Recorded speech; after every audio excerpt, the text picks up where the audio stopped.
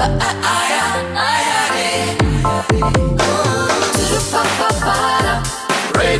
Radio Wala. Radio, Radio Wala. Radio Wala. Views expressed by hosts, guests and callers on this show and on other stations on Radio Wala are purely personal and not that of this radio station, its staff, management and owners of Radio Wala Private Limited, its subsidiaries, partners and affiliates. All calls can be used for public broadcast at another time by Radio Wala and its subsidiaries, its affiliates and partners. Now, on to the show.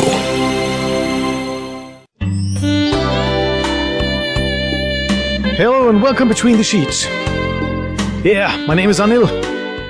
So this show, Between the Sheets, is about love, sex and romance, and I guess every human being encounters all of these sometime or the other in their lives. So there you go, we're all together now. It's time to go between the sheets.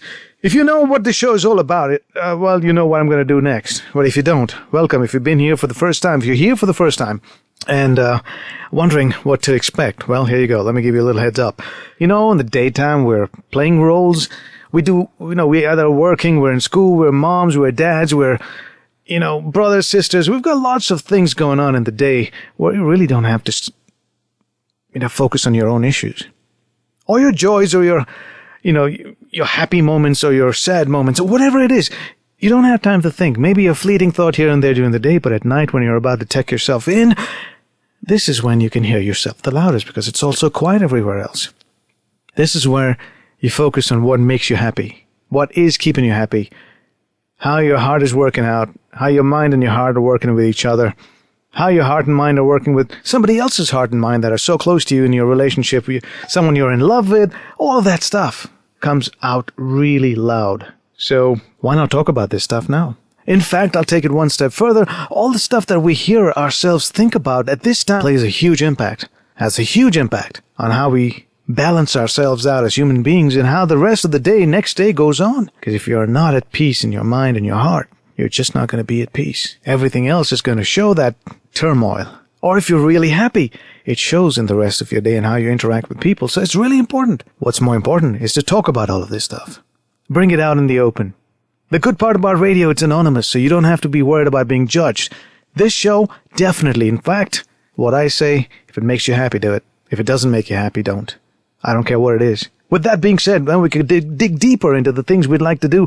And yeah, I've been around and my life is my laboratory. I've done so many things that I can convincingly, with conviction, speak about it, and the rest of it with knowledge and research and talking to all of you over the last 10 years gives me the right, morally at least, if not professionally, to speak about this and give you my opinion on how to deal with certain things. Your thoughts are as good as mine. Your life's experience is probably better or even as good or whatever. It's got equal weightage. So it's not like I'm superior, you're not. We're all here talking as buddies. And I hope you'll engage in conversation. We're going to take on something really serious. A conversation we must have often enough in our homes, with our children, with our friends, and someone you can trust very deeply. We're talking about child sexual abuse. It's something I've done in the past about twice already in the last 10 years. Not often enough. But those 2 times, it was in the last 4 years. And every time I do this, I come here very nervous. Very nervous. Will I get people to actually come out and talk and help others who probably aren't in a position to call and talk, but just listening? Or am I going to have a monologue? The other bad news is I tried to get a counselor on the show and I wasn't successful. I mean, when I say counselor, a professional counselor. Not that I cannot handle it. It would always be nice to have a little co-pilot here. But I'm going to wing it on my own. But don't worry, I'm not going to hurt you. If I cannot help, I'll tell you. But the fact that you call in and just talk it out and bring it out of your system, oh, believe me, that's help enough. Hey now, my name is Anil. We're talking about child sexual abuse. Now, what is child sexual abuse? Well, first of all, what is sexual abuse? It represents any kind of sexual contact between an adult or older teen and a child. This behavior is used to gain power over the child and often involves a betrayal of the child's trust. Well, there are many types of sexual abuse. Some include physical contact or touching all kinds of places, private mostly. Includes fondling, touching of sexual organs, masturbation, making the child touch adult sexually active organs, vaginal or anal penetration with self or objects, or just doing it in front of the child, having the child to look at that. Includes exposing a child to pornographic material or just having a child witness an act of sexual intercourse. I'm sorry if you tuned in, and all of what I'm going to say is going to bring back some of your memories that have been buried for years and years and years.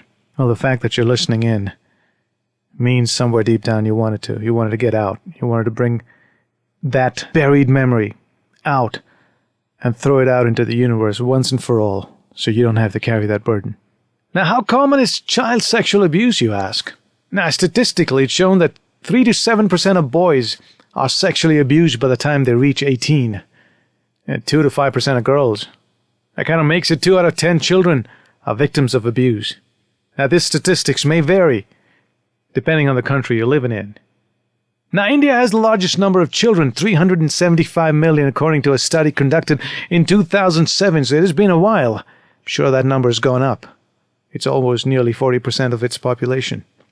69% of Indian children are victims of physical, emotional, or sexual abuse. New Delhi, the nation's capital, has an abuse rate of 83%.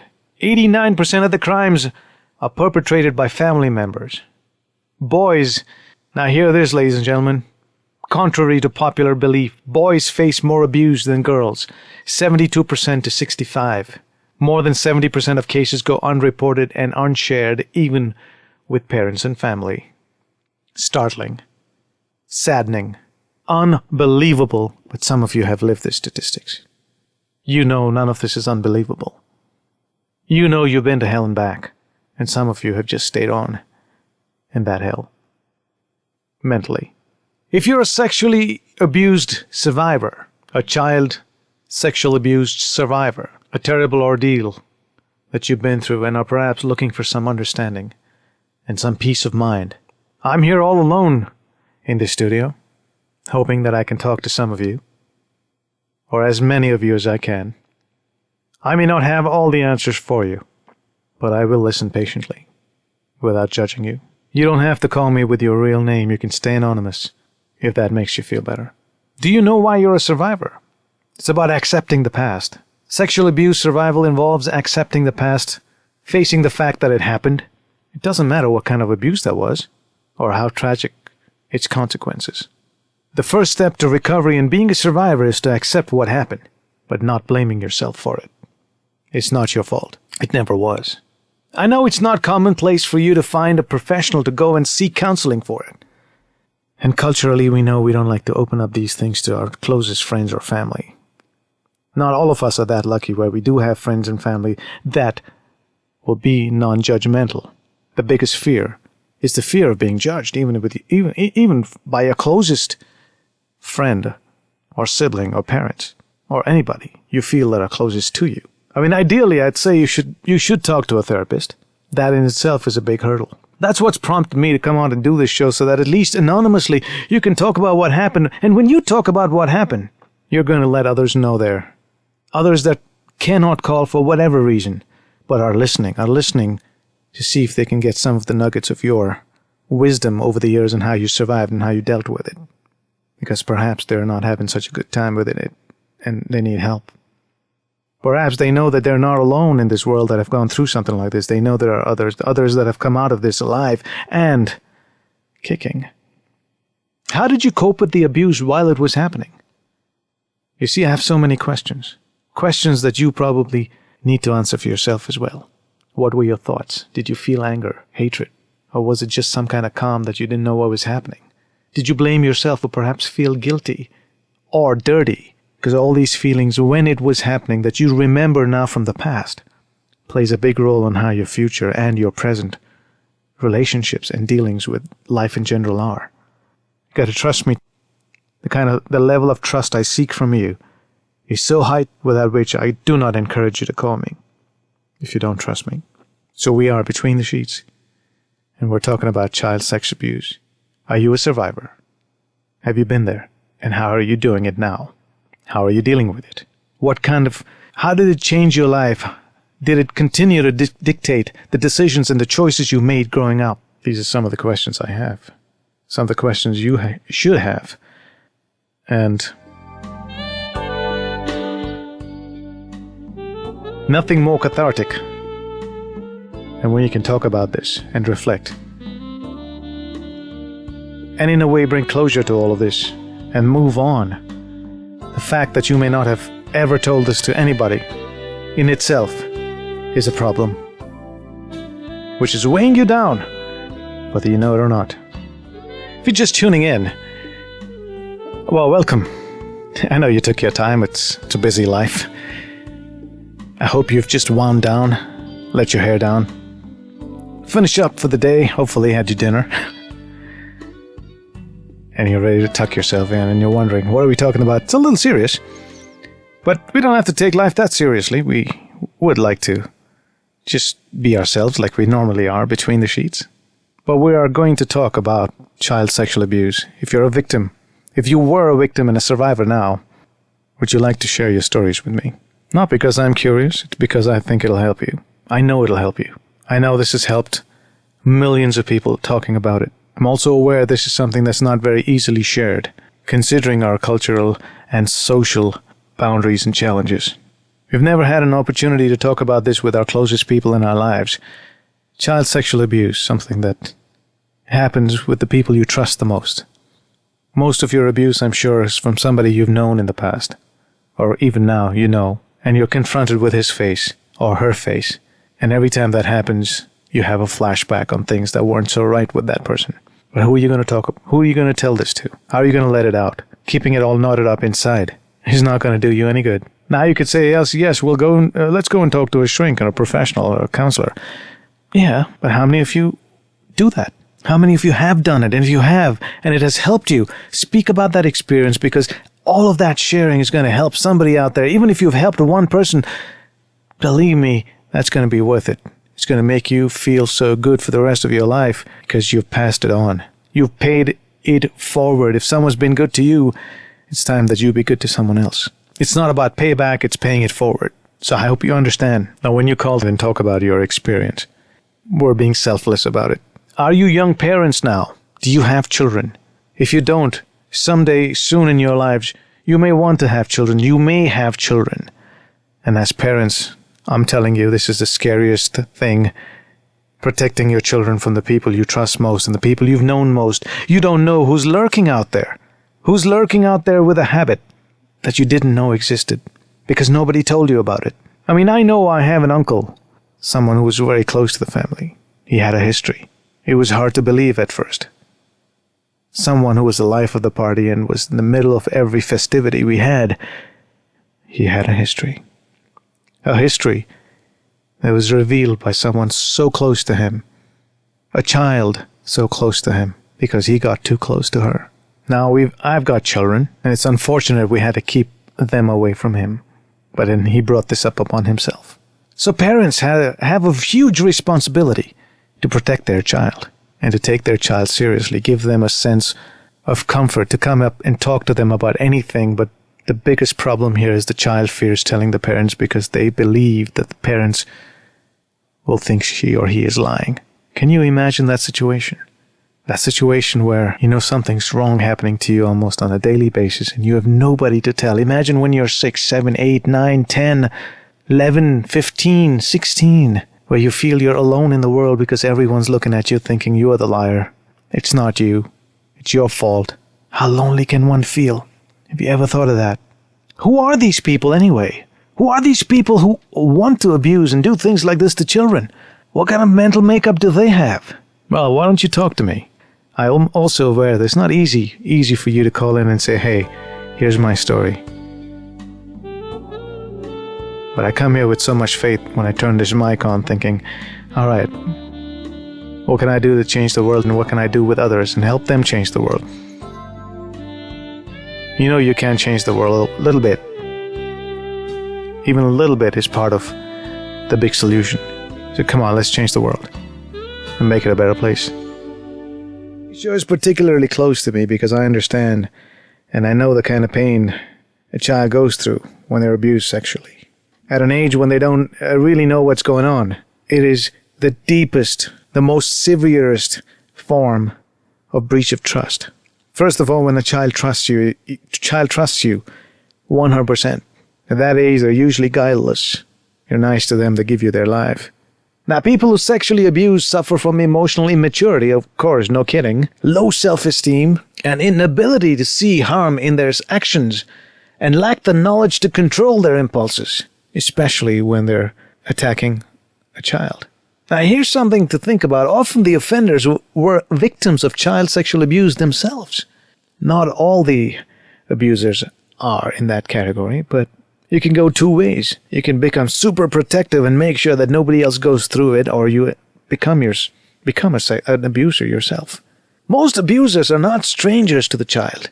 They're often people of position of power in our lives, such as teachers, doctors, babysitters, neighbors, domestic help, parents. Yes, parents also, peers, siblings, relatives, and your priests.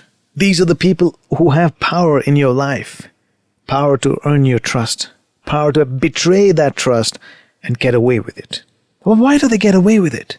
Was it because of your silence? But what led to that silence? Because your parents didn't give you the comfort to let you know that you are their priority in life, that you would be someone they will completely back you on.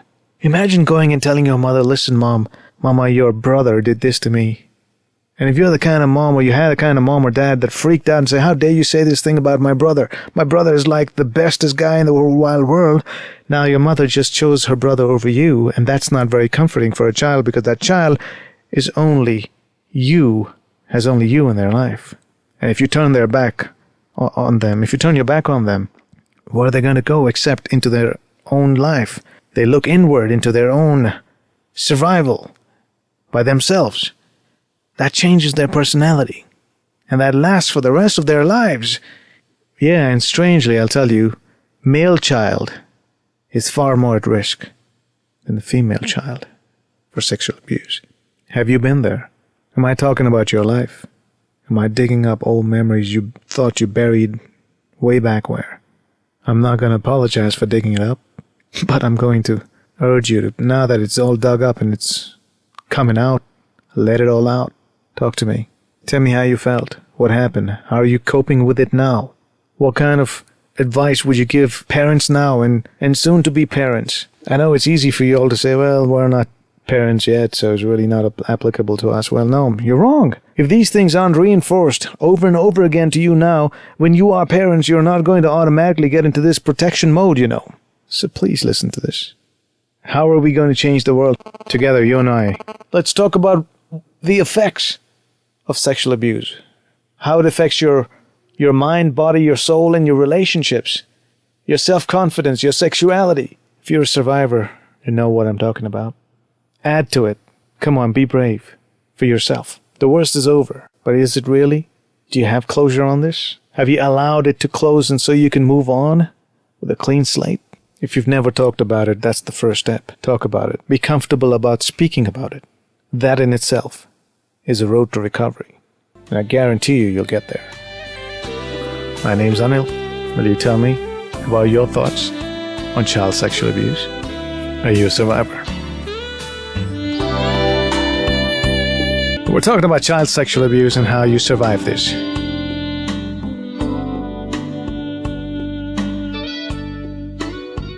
Were you a victim? Were you a victim of child sexual abuse when you were younger? Much younger. What effect does it have on you? Or did it have on you? Do you feel at home in your body? Do you feel comfortable expressing yourself sexually with another? Do you feel that you're a part of your body, or does your body feel like a separate entity? Or have you ever intentionally or physically hurt yourself? Do you find it difficult to listen to your body? What about the emotions? Do you feel out of control of your feelings?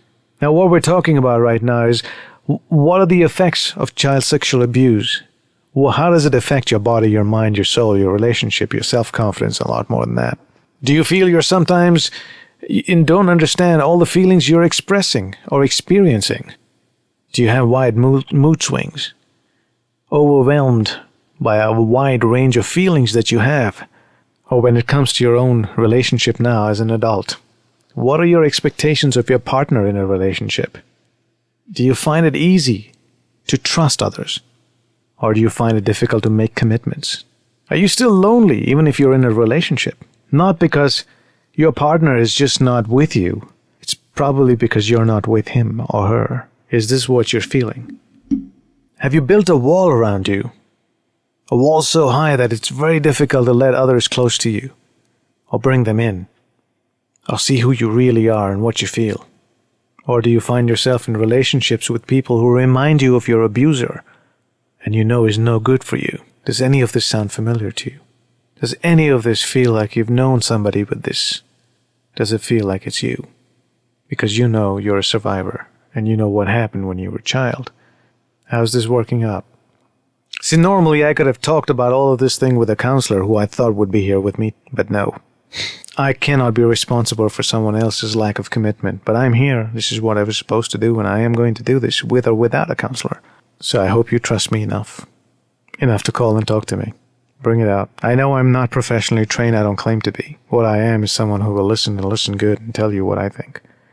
And I will do it in the best interest of you, because clearly I'm not doing the show for ratings. Radio Wala is not about ratings. It's about you. It's about talking to you, and you talking to us, so we can all hear your voice.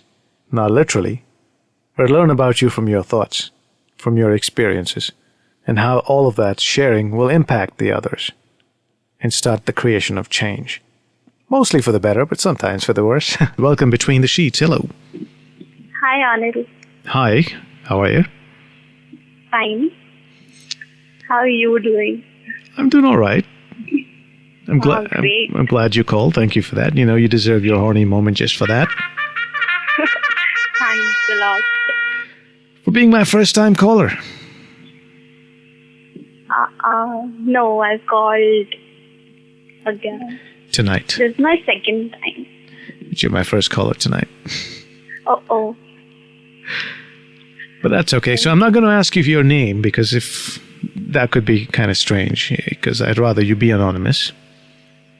Okay. But have I given you a name on the show before, since you've called me before? No, I had my name itself. All right. Do you want to pick some other name? Or would you rather go with yours? I prefer mine.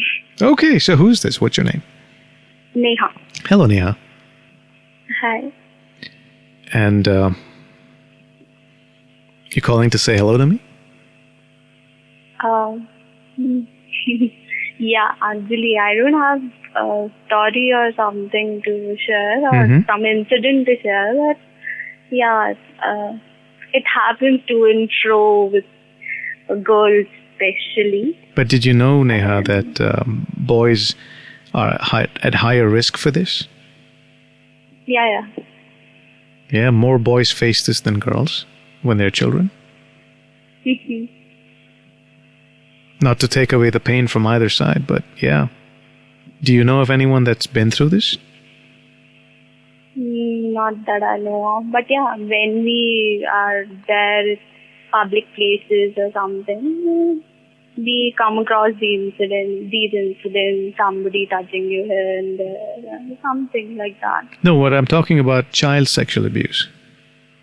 Oh. Children being abused by people they know very well, by their own family members or people who they trust a lot. Not actually that I know.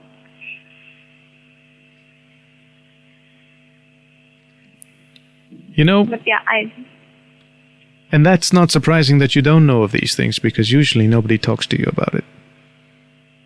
Even your closest friends would not tell you this because they're afraid of being judged. Yes. They're afraid they're going to sound like the people at fault.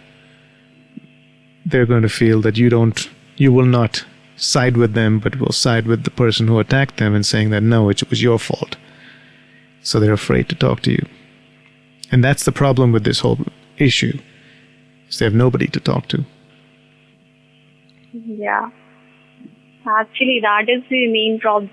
The main issue lies there only because they believe that nobody is trusting them or nobody is close enough to them to hear their problems like this. Yeah. Well, I'm doing my best to be that person, but I cannot force somebody to call. You're doing great. Yeah, I'm waiting. But I'm happy for your call, so you kept me some company. Yeah, actually I was listening to you for like some 3-4 years, but it's been like 6 months that there was a gap or something. That's all right. Welcome back. Yeah, thanks. Yeah, if you feel like it, text a few of your friends and tell them to tune in. Yeah, sure. Yeah, maybe they'll be a little curious. Yeah, then you'll be getting some calls. Well, it's okay if I don't get some calls, especially tonight, because like I said, you've got to want to call me and you got to trust me enough. The whole issue is the lack of trust and too much trust and the betrayal of trust. This whole child sexual abuse thing is about the biggest betrayal of trust. Yeah. Agree. So to get somebody's trust is not very easy. I've got to earn it. So I'll do what it takes, but if I cannot, I know I did my best. Yeah. So Neha, thank you for your call. Thanks a lot, then. And Bye-bye. Good night. Let's be in touch, all right? Yeah. We're talking about child sexual abuse. Have you been a victim and are you a survivor now? And if you are, could you share how you deal with this, how you're dealing with this, how you dealt with this, what happened? Believe me, it will help somebody else as well. So come on, let's do it. I'll see if I can make it easy for you. I know it's not. We're Between the Sheets. My name is Anil. If you're just joining us, we're talking about child sexual abuse. If you're just tuning in and the effects it has on the survivor. What does it do to your self-confidence? Do you find it difficult to love yourself? Accepting yourself the way you are? Do you have a problem about being ashamed? Do you feel ashamed about yourself, of yourself? Or are you unrealistic about your own expectations from you? Did you compensate for this by being an overachiever, by saying that, okay, I'm going to block this out, I'm going to be really good at my studies, I'm going to be really good at my sport, whatever. But whatever's going to take my mind away or attention away from this, it's not uncommon to see that victims and survivors of child sexual abuse are overachievers in their lives. They do exceptionally well in other things. Is that you? How did this affect your sexuality? Do you enjoy sex? Do you find it difficult to express yourself sexually? Or do you find yourself using sex to get close to someone? Or does the idea of sex seem dirty to you? And when you're having sex, is your mind really in it? As I've heard from a lot of people, has this incident that while you were a victim of this, while you were a child, has it played a big part in the sexual orientation that you now have? By sexual orientation, I mean, are you either a heterosexual, or are you lesbian, gay, bisexual? Did child sexual abuse play a big part in the choices you've made for your sexuality today? This is Between the Sheets, and I want to talk to you because you're a survivor. You are a survivor of child sexual abuse. Or you know somebody, or have been so close and helped somebody survive. Think about that. Think about it. So call anytime you feel like you found you need to. My name's Anil, and this is Between the Sheets.